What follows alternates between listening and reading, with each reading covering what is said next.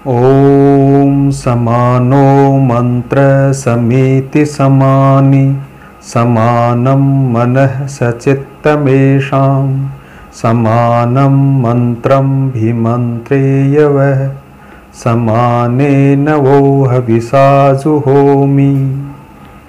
जय सिंह शक्ति। आज हम 57वां अवतरण मेरी साधना का लेते हैं। अभ्यास मेरा अंतरंग सखा है। इसकी सहायता से मैं अपनी साधना के शत्रु भावों का दमन और मित्र भावों का उत्कर्ष करूंगा। शरीर, मन और आत्मा को संस्कारों के सांचे में ढालूंगा। फिर समत्व भाव को उस स्थिति की प्राप्ति होगी जो साधकों का योग, योगियों का साध्य और जीवन का सुखद शौच है। इस अवतरण को पढ़ने पर पता चलता है कि साधक शत्रुओं के जो चिंतन है उसके साथ साथ उसका जो मित्रों के प्रति चिंतन है वो भी जारी है। इस 57वें अवतरण में साधक अभ्यास को अपना अंतरंग सखा बताता है कि जो अभ्यास है वो मेरा अंतरंग सखा है, मेरा बहुत ही क्लोज सखा है। अंतरंग का मतलब हम कह सकते हैं घनिष्ठ शब्द जो है वो अंतरंग के लिए हम काम में ले सकते हैं। अंतरंग को हम अति निकटतम कह सकते हैं। जो आत्मीय होता है वो अंतरंग होता है, या हम कह सकते हैं कि वह भाव जिससे बहुत अधिक लगाव हो या जिसका संबंध है वो अंदर तक हो, इसको अंतरंग कहा जा सकता है। तो अभ्यास मेरा अंतरंग सखा है। अभ्यास का अर्थ है एक ही प्रक्रिया को बार बार करना, एक ही प्रक्रिया को निरंतर दोहराना। किसी भी कार्य में अगर सफलता प्राप्त करनी है, उस उद्देश्य तक पहुंचना है, तो उसके लिए उस अभ्यास का होना बहुत जरूरी है। गीता के 6ठे अध्याय में अर्जुन भगवान श्री कृष्ण से अपने मन को, जो चंचल है, ऐसे चंचल मन को रोकने के लिए पूछता है कि उस मन को किस प्रकार से रोका जा सकता है। तो उसके लिए भगवान अर्जुन को जवाब देते हैं, अभ्यासेन तु कौन्तेय वैराग्येण च गुह्यते। भगवान कहते हैं कि निसंदेह मन चंचल और कठिनता से वश में होने वाला है, परंतु कौन्तेय, हे कुंती पुत्र अर्जुन, यह अभ्यास और वैराग्य से वश में होता है। यानी जो मन चंचल है, जिस मन को काबू में नहीं किया जा सकता, उसको भी उस अभ्यास के द्वारा वश में किया जा सकता है। यह एक अभ्यास का बड़ा महत्व बताया गया है। तो अभ्यास मेरा अंतरंग सखा है। इसकी सहायता से मैं अपनी साधना के शत्रु भावों का दमन और मित्र भावों का उत्कर्ष करूंगा। अभ्यास की बात चल रही है तो हम जाने कि जो क्षत्रिय युवक संघ है, उस क्षत्रिय युवक संघ का जो कार्य है उसका आधार गीता है। क्षत्रिय युवक संघ का जो शिक्षण है उसमें जो अभ्यास है उसको अति महत्व दिया गया है। अभ्यास अति महत्वपूर्ण है क्योंकि जो संघ की साधना है वो संस्कारमय कर्म प्रणाली है। संस्कार बिना अभ्यास के नहीं आ सकते हैं। किसी भी कार्य को यदि बार बार किया जाएगा तो उससे आदत बनती है और वो आदत संस्कार डालते हैं। कैसा भी कठिन कार्य हो, कैसा भी नहीं होने वाला कार्य हो, वो भी अभ्यास के द्वारा संभव है। अनेकों बार इस प्रकार के उदाहरण आते हैं। यानी अभ्यास वह प्रक्रिया है जिससे कठिन से कठिन कार्य को भी संपादन किया जा सकता है। ऐसे काम जो हमको लगता है कि ये नहीं हो सकते, वो भी उससे संभव है। आजकल तो हमारे पानी नलों के द्वारा सीधे ही हमारे रसोई घर में आ जाता है, हमारे स्नान घरों में आ जाता है।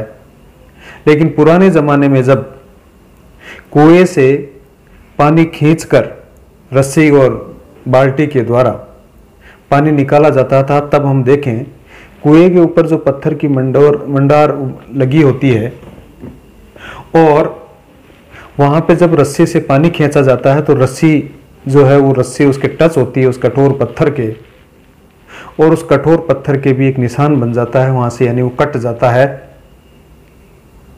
ये रस्सी इतनी कोमल है और पत्थर इतना कठोर है, होना उल्टा चाहिए कि वो पत्थर है वो रस्सी को काटना चाहिए। लेकिन यहां हम ये उदाहरण देखते हैं तो इसमें लगता है कि जो रस्सी है उस पत्थर को काट रही है। इसी प्रकार का अन्य उदाहरण हम देखें हमारे गांव में आज भी, या पुराने जमाने में हम जब पानी रखने का जो स्थान है जिसको परिंडा कहा जाता था हमारे यहां, वहां पे जहां मटकी रखी जाती थी वो पत्थर का परिंडा हुआ करता था, और जहां मटकी रखी जाती थी उस मटकी जहां रखी जाती उसके नीचे भी खड्डा हो जाता था, यानी वो पत्थर है वो कट जाता था, घिस जाता था और मटकी वहां रखी रहती थी। मटकी एक मिट्टी की बनी हुई है, पत्थर बहुत ही कठोर है, लेकिन ये मिट्टी है वो भी उस पत्थर को काट कर जगह बना देती है। इस उदाहरण से यदि हम देखें, हम जाने, तो हमको पता चलता है कि ये क्यों हुआ। इसका कारण चाहे रस्सी के उदाहरण से हम देखें, चाहे मटकी के उदाहरण से हम देखें, तो हमें पता चलेगा कि बार बार जिस कार्य को किया गया, उस रस्सी को जब बार बार उस पत्थर पे घिसा गया, चलाई गई, तो वो पत्थर को भी काट देती है, चाहे वो कोमल ही हो, वो घड़ा चाहे वो मिट्टी का ही हो। लेकिन बार बार उस जगह पे हम रखते हैं, उठाते हैं, रखते हैं, उठाते हैं, यानी बार बार इस प्रकार को जब प्रक्रिया को दोहराया गया तो वो पत्थर को भी काट के वहां पे उस जगह का जगह बना देती है, वो खड्डा बना देती है। इसीलिए कहा जाता है कि बार बार किसी भी चीज का अभ्यास किया जाए तो उसको करना संभव है। हम क्षत्रिय योग संघ की साधना की बात कर रहे थे, तो क्षत्रिय योग संघ की साधना भी यदि संस्कार की बात है तो संस्कार को भी बिना अभ्यास के नहीं कर सकते। बिना अभ्यास के वो संस्कार हमारे अंदर नहीं आ सकते। क्षत्रिय युवक संघ की साधना बाहरी साधना के तो है ही है, उस बाह्य साधना के साथ साथ आंतरिक साधना भी है। बाह्य शत्रु से लड़ना फिर भी सरल है, लेकिन जो अंदर का शत्रु है, अंदर हमारा स्वार्थ बैठा है, अंदर हमारा अहम बैठा है, अंदर हमारा काम बैठा है, अंदर हमारे अंदर क्रोध बैठा है, ये सारे शत्रु ही तो हैं। इन शत्रु, ये जिनको हम विकार कह सकते हैं, इस प्रकार जो हमारे स्वयं के ये विकार हैं, इन विकारों को लड़कर उनसे बचना बड़ा कठिन है यदि अभ्यास नहीं है तो। इसके लिए हमको बार बार इस प्रकार का प्रयास करना पड़ेगा, बार बार इस प्रकार का अभ्यास करना पड़ेगा। और ये जरूरी नहीं है कि एक बार ये विकार निकल गए तो उसके बाद में ये विकार वापस नहीं आएंगे। ये विकार वापस आ सकते हैं और आते हैं। इसलिए सदैव हमको इसका अभ्यास करता रहना पड़ेगा। कभी इस प्रकार का जो अभ्यास है वो हमारी इस निरंतरता, जो अभ्यास की निरंतरता है, वो कभी टूटे नहीं। तो इसमें साधक कहता है कि इसकी सहायता से मैं अपनी साधना के शत्रु भावों का दमन और मित्र भावों का उत्कर्ष करूंगा। साधक इसी अभ्यास की बात कर रहा है। वो कहता है कि इसी अभ्यास से, जो निरंतर कर्म करने की प्रणाली है, जो बार बार दोहराने की जो प्रक्रिया है, जो हमेशा नियमित रूप से करने की जो प्रक्रिया है, इस प्रक्रिया के द्वारा मैं अपनी साधना का बीच में जो शत्रु भाव आते हैं उनका दमन करूंगा, उनको मैं रोकूंगा, उनको मैं चोट पहुंचाऊंगा, उनको मैं भगाने का प्रयास करूंगा। और जो मेरी साधना के अंदर मित्र भाव आते हैं, जो मेरी साधना को आगे बढ़ाने वाले हैं, ऐसे जो भाव हैं, ऐसे जो तत्व हैं, ऐसे तत्वों का मैं उत्कर्ष करूंगा, मैं उनका बढ़ावा दूंगा। तो शत्रु के भाव हैं, साधना में जो शत्रु भाव हैं वो कौन कौन से हैं? जो साधना को आगे बढ़ने से रोकते हैं। और सहायक वो हैं, मित्र वो हैं जो हमारी जो साधना है, इस साधना को बढ़ाने में उचित वातावरण पैदा करते हैं, उसको, उसकी गति है उसको बढ़ाते हैं। किसी भी साधना को करने के लिए, हम हमारी साधना की बात करें, क्षत्रिय योग संघ की साधना की बात करें, साधक यहां जिस साधना की बात कर रहा है, इस साधना में जो साधन क्या है? वो साधन है उसका शरीर, वो साधन है उसका मन, वो साधन है उसका आत्मा। इसलिए साधक कह रहा है कि इसकी सहायता से मैं अपनी साधना के शत्रु भावों का दमन और मित्र भावों का उत्कर्ष करूंगा। शरीर, मन और आत्मा को संस्कारों के सांचे से ढालूंगा। शरीर को, मन को और आत्मा को संस्कारों के सांचे में ढालने की बात वो करता है। संस्कारों में ढालने के बाद क्या है? शरीर को किस प्रकार से संस्कार में ढाला जा सकता है? शरीर का जो स्वभाव है वो जड़ है, इसलिए शरीर को संस्कारों के सांचे में डालने से तात्पर्य यही है कि जो मेरी साधना है, उस साधना के अनुकूल जो मेरा शरीर की प्रक्रिया है, उसके लिए मैं उसके लिए शरीर को उस प्रकार का बनाने का प्रयास करूंगा। जो अनुकूलता है वो ढालने के लिए उसका बार बार इस प्रकार का प्रयास करूंगा। शरीर, मन और आत्मा। तो शरीर को ढालने का मतलब यही हुआ कि साधना के अनुकूल उसको बना लिया। साधक यहां पर किसी पहलवान के शरीर को बनाने की आवश्यकता महसूस नहीं कर रहा है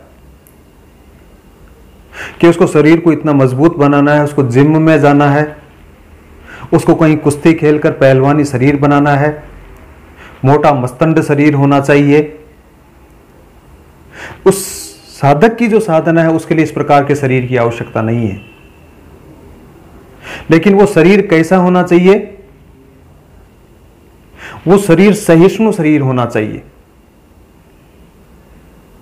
वो शरीर ऐसा होना चाहिए जैसे किसी प्रकार की भूख हो उसको सहन कर ले, किसी भी प्रकार की जो सर्दी है, गर्मी है, वर्षा है, आंधी है, आदि को सहन करने की जिसमें क्षमता हो, ऐसा शरीर हो।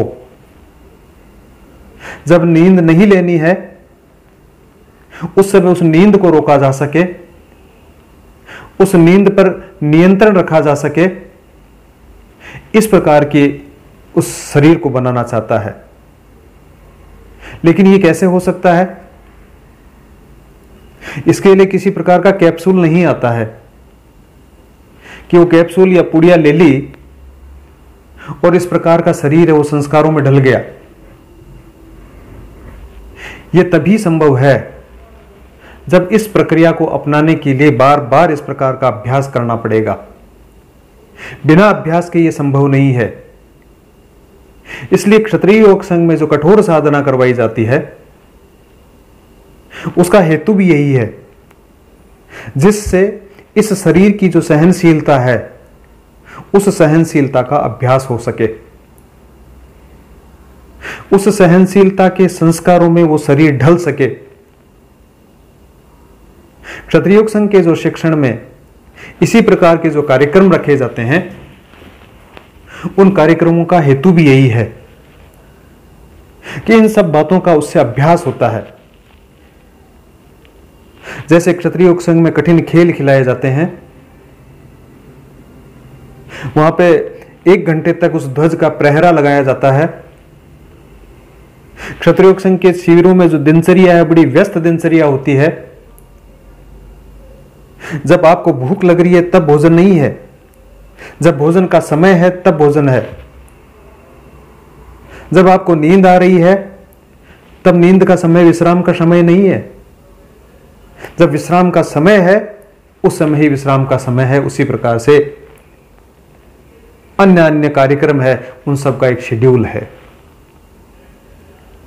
तो इस प्रकार की जो साधना है वो एक शिविर में नहीं, वो अनेकों शिविर करने पड़ते हैं। इसलिए क्षत्रिय योग संघ में इस प्रकार की प्रक्रिया नहीं है कि आपको 1 ओटीसी कर लिया, 4 ओटीसी कर लिए, 5 ओटीसी कर लिए। जीवन भर इस प्रकार का अभ्यास करना होगा। उसमें पता नहीं कितने ओटीसी भी आ सकते हैं, कितने आईटीसी हो सकते हैं और कितने पीटीसी हो सकते हैं। इसलिए हम लोगों ने कई बार स्वयंसेवकों का परिचय जानते हुए सुना होगा कि इसके इतने 130 शिविर हो गए, इसके 150 शिविर हो गए, इसके 250 से ऊपर शिविर हो गए, इनके 300 से शिविर ऊपर हो गए। यानी एक सतत प्रक्रिया है अभ्यास की, और वो अभ्यास उन शिविरों में जाने के बाद में इस प्रकार का वो अभ्यास होता है। दूसरा आता है मन और आत्मा। तो किसी भी साधना को करने के लिए जो दूसरी महत्वपूर्ण चीज है वो है हमारी मन बुद्धि। आज हमारे समाज में जो विचार शक्ति है वो समाप्त हो गई है।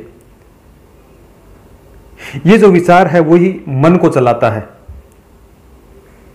और जो विचार है वो बुद्धि की चेष्टा है, या हम कह सकते हैं कि वो संकल्प शक्ति है। तो हमारे मन में जो संकल्प और विकल्प चलते रहते हैं इसको हम मन कह सकते हैं। और ये जो संकल्प और विकल्प हैं, इन संकल्प और विकल्पों में को अगर संस्कार में ढालने का कार्य किया जाए तो उसमें उसके लिए अभ्यास की आवश्यकता है। इन संकल्पों और विकल्पों को रोकने का अभ्यास, रोकने की प्रक्रिया किया जाए तो बिना अभ्यास के वो प्रक्रिया संभव नहीं है। इसलिए बिना मन या बिना किसी संकल्प के हम किसी भी कार्य में प्रवृत्त नहीं हो सकते। जब हमारा मन होगा, जब हमारा संकल्प उठेगा, तभी हम किसी न किसी प्रकार का कोई हम कार्य करेंगे। इसलिए इस मन का भी बार बार बार बार इस प्रकार का अभ्यास के द्वारा उसको साधित करना पड़ेगा। जैसे किसी व्यक्ति को प्रातः जल्दी उठना है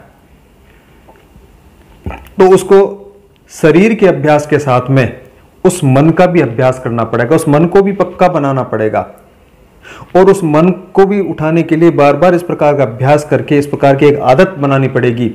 और ऐसी जब आदत बन जाती है तब वो संस्कार बनता है। इसी प्रकार से तीसरी चीज आत्मा को संस्कार में ढालने से संबंधित बात है कि उस आत्मा को के लिए भी हमको बार बार इस प्रकार का अभ्यास करना होगा कि वो आत्मा है, वो किसका अंश है, हम यहां क्यों आए हैं, हमको क्या करना है, इसका बार बार इस प्रकार का चिंतन करवाना होगा। उसको बार बार इस प्रकार के कार्यक्रम उसको देने होंगे, बार बार को इस प्रकार का जो सत्संग है उस सत्संग में उसको भेजना पड़ेगा, आपको बैठना पड़ेगा, तब वो आत्मा है उसका भी इस प्रकार से अभ्यास होगा। तो आत्मा का इस प्रकार से जब अभ्यास होगा तो वो अपने परम तक पहुंचने का प्रयास करेगी। यही वास्तव में अभ्यास है। हमारे मन, हमारे बुद्धि, हमारे हृदय, इसके जो फुहड़पन है उनको दमन के लिए इस प्रकार का अभ्यास करना होगा। वो फुहड़पन किस प्रकार से समाप्त हो। जब हृदय का फुहड़पन समाप्त होगा, जब बुद्धि का फुहड़पन समाप्त होगा, जब मन का फुहड़पन समाप्त होगा और जो मंगलकारी कामनाएं हैं, उन मंगलकारी कामनाओं या उन ऐसे भाव हैं उनके लिए वैसा ही जब आप अभ्यास करेंगे तो उसमें आत्मा भी संस्कार में ढलने का प्रयास करेगी। इसीलिए साधक यहां कह रहा है कि इसकी सहायता से मैं अपनी साधना के शत्रु भावों का दमन और मित्र भावों का उत्कर्ष करूंगा, शरीर, मन और आत्मा को संस्कारों के सांचे में ढालूंगा। इन तीनों को किस प्रकार से वो आत्मा में ढालने का प्रयास करता है। फिर समत्व भाव को उस स्थिति की प्राप्ति होगी जो साधकों का योग, योगियों का साध्य और जीवन का सुखद शौच है।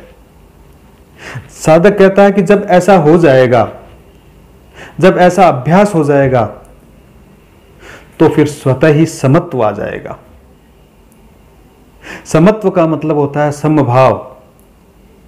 चाहे दुख हो चाहे सुख हो, हर वक्त वो समभाव आ जाएगा, जिसकी बात भगवान गीता में कहते हैं, मैं उस परम स्थिति को प्राप्त हो जाऊंगा जिसके लिए साधक अपनी साधना करके उस योग को प्राप्त होता है। जितने भी योगी हैं वो साधना करके जिस साध्य को प्राप्त करते हैं, और वास्तव में जो जीवन का हेतु है, जीवन की जो पवित्रता है, वो है ही उस परम सिद्धि को प्राप्त करना।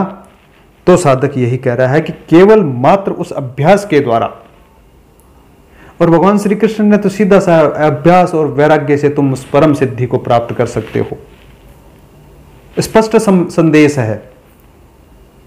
तो इसलिए साधक ये कहता है कि मैं भी इस अभ्यास के द्वारा, जो कि मेरा अंतरंग सखा है, और इसीलिए सखा है कि जिस शरीर को इस कुल में जन्म मिला है, इस संसार में जन्म मिला है, उसका हेतु क्या है, उस हेतु तक यदि पहुंचने में अभ्यास अगर हमारा साथ देता है तो फिर सखा ही है। शत्रु होता है वो साथ नहीं देता है, लेकिन सखा होता है, मित्र होता है, वो साथ देता है और उसको जिस जो हेतु है उस हेतु तक पहुंचाने का प्रयास करता है।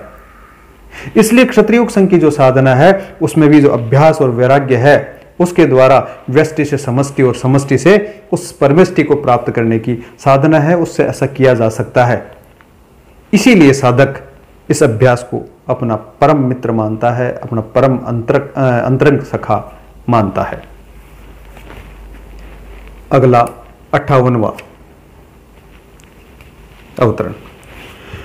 मैं अपनी साधना के लिए अनुकूल परिस्थितियों का सृजन कर उस वातावरण का निर्माण करूं जहां सद्गुणों के पोषण और धारण का अभ्यास संभव हो।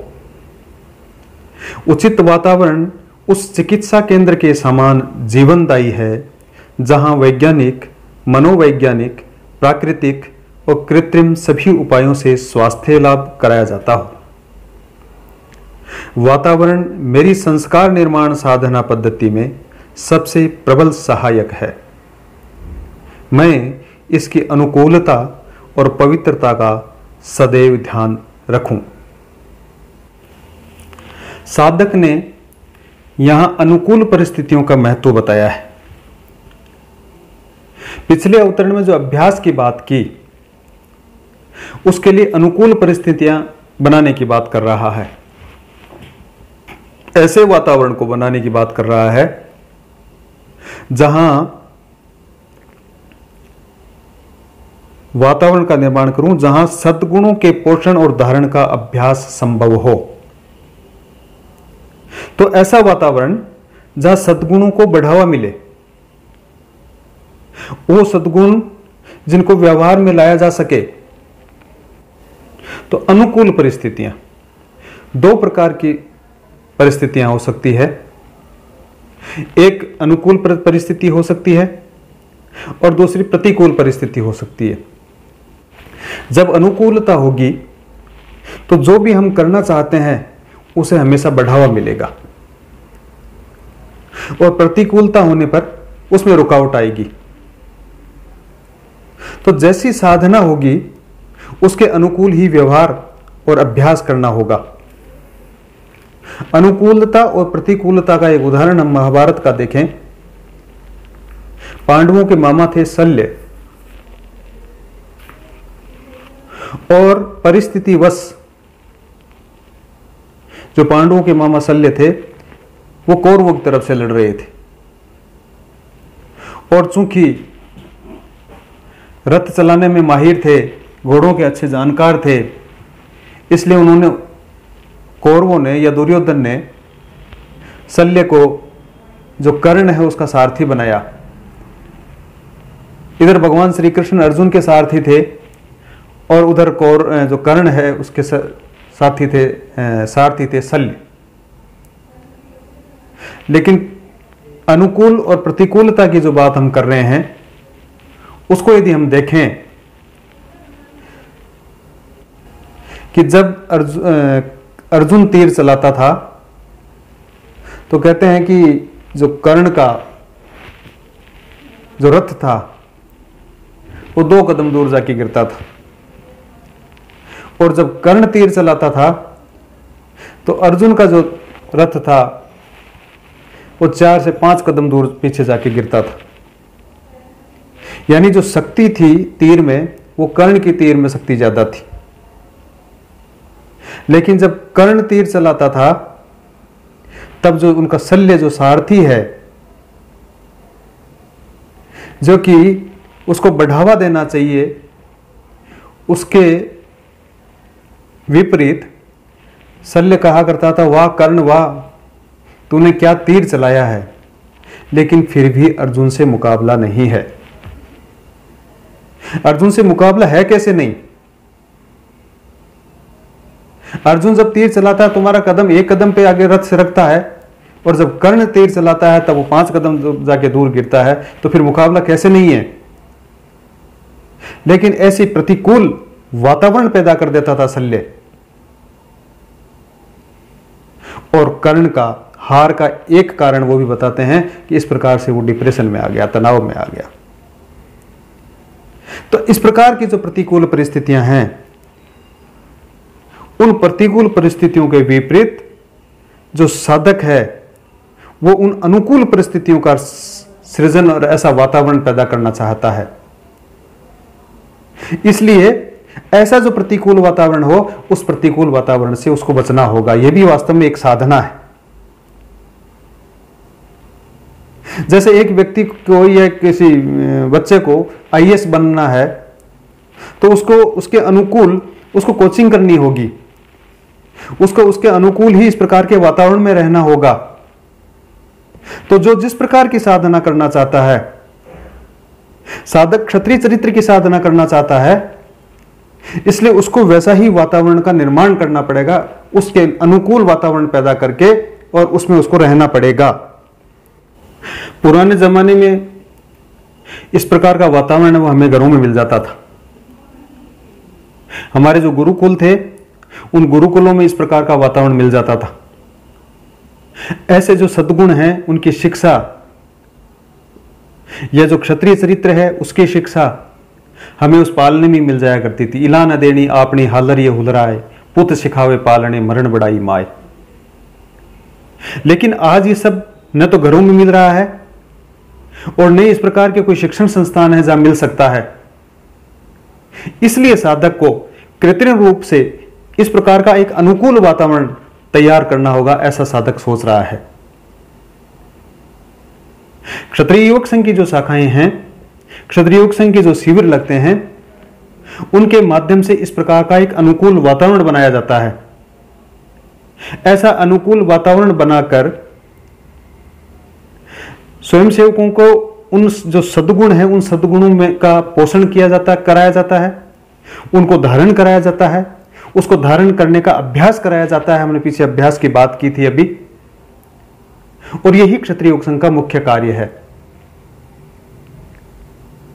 आगे है इसमें उचित वातावरण उस चिकित्सा केंद्र के समान जीवनदायी है जहां वैज्ञानिक, मनोवैज्ञानिक, प्राकृतिक और कृत्रिम सभी उपायों में स्वास्थ्य लाभ कराया जाता हो। साधक कहता है कि जो ये उचित वातावरण है ये उसी चिकित्सा केंद्र की तरह है, उस हॉस्पिटल की तरह है, उस रोग निदान केंद्र की तरह है जहां पे हर तरह की चिकित्सा होती है। या हम कह सकते हैं जहां ऑल इन वन हो, ऐसा चिकित्सा केंद्र है क्षत्रिय युवक संघ। साधक इसी प्रकार के केंद्र की स्थापना करना चाहता है जो ऑल इन वन हो, जहां सब कुछ हो एक में ही, एक जगह। इसमें चाहे वैज्ञानिक निदान हो वो संलग्न है, मनोवैज्ञानिक की चिकित्सा है वो भी शामिल हो, प्राकृतिक चिकित्सा हो, कृत्रिम चिकित्सा हो, ये सारी की सारी जो चिकित्साएं हो उसमें शामिल हो। क्षत्रिय युवक संघ की जो शाखाएं और शिविर हैं उनमें इसी प्रकार का वातावरण पैदा किया जाता है जिसमें मनोवैज्ञानिक चिकित्सा द्वारा, मनोवैज्ञानिक विचारों द्वारा उस स्वयंसेवक को तैयार किया जाता है, व्यक्ति को तैयार किया जाता है, बच्चे को तैयार किया जाता है। उसका स्वभाव क्या है, उसका विचार क्या है,